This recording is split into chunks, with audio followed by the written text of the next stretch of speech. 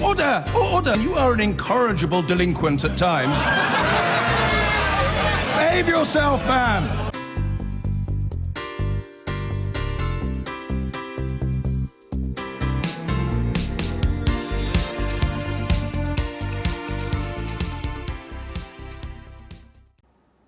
It has been a very short evolutionary leap from the Stepford Wives of movie fiction to real-life female sex robots for hire now in brothels in Asia and in Europe, and which will soon be for sale with AI, speech and movement, according to a new report. And beyond that, is it acceptable to use so-called sex bots to redirect dark behaviour from humans to robots, or will they have a reinforcing effect? For example, if sex robots can be programmed to put up resistance to a sexual aggressor who then rapes the robot, will it make it more likely that his next victim is human? These are questions that are addressed in a new report by Responsible Robotics, which discusses controversial suggestions about the use of robots in sex therapy for the prevention of crimes.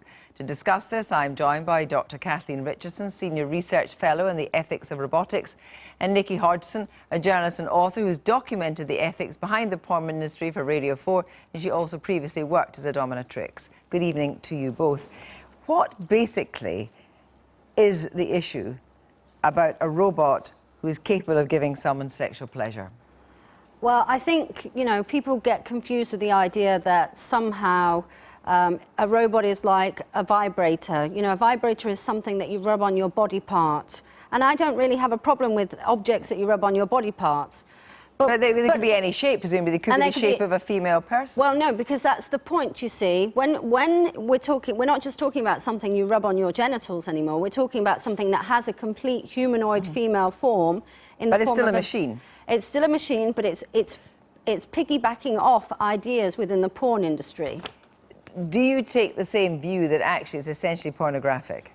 No, I don't. So one thing I would say about a vibrator is, isn't it in a way objectifying a male body part and actually even more dehumanising because it's not the whole male model it's presenting when you're using it? Yeah. But on the part is that the standard view is that if it gives you pleasure and isn't doing no harm to anybody, you would take the view that it's okay. I would take the view that it's okay, but what I don't like very much is the fact that these robots are modelled as women, primarily for male pleasure.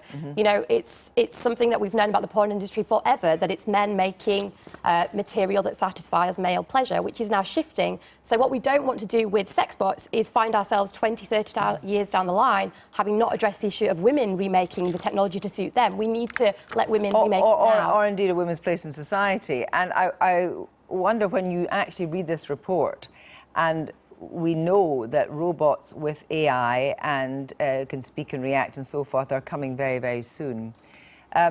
What do you think about the idea that you could have a robot programmed to be resistant to sex, and then what might happen is there may be a scream, or that the robot may be hit 3 or 4 times and gives in?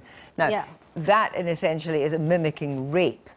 Is that more likely, in your view, to encourage human-to-human rape, or in fact be a way of deflecting? Well, I think we have to look at the fact that we're even asking this question. But it's right? It's going to be a reality soon. The point about sex robots is they're really a product of the porn industry. So what we've created with pornography is this complete detachment between sex and intimacy, sex and relationship. We've turned it into a commodity. So now we're getting young boys at the age of 9 watching pornography, young girls turning up at clinics wanting to have labiaplasty. But that may well be so, and of course it's true. And that's the generation that are going to be using these sex robots. But what I'm suggesting to you is that there is a difference between, as it were, an inanimate object, or one that is created now for the actual purpose of mimicking a rape victim. Yeah, well, I talk to a lot of survivors of child sexual abuse and rape, and I think they would be insulted to think that you can compare something about their experience with a doll.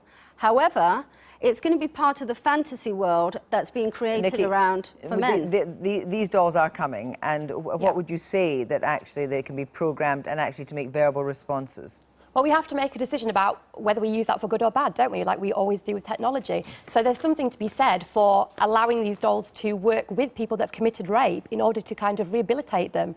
There's some research... But it could be an accelerator, couldn't it? It could be the idea that once they have done this many times, with a supposed inanimate object and had Yep. absolutely no pushback from it or no censure, that So- actually they may go out and actually rape humans. So they found, some academics that have been studying VR technology with response to people with paedophilic desires, for example, have tried to predict a model based on reactions to certain images to see if these people will offend again or hurt children.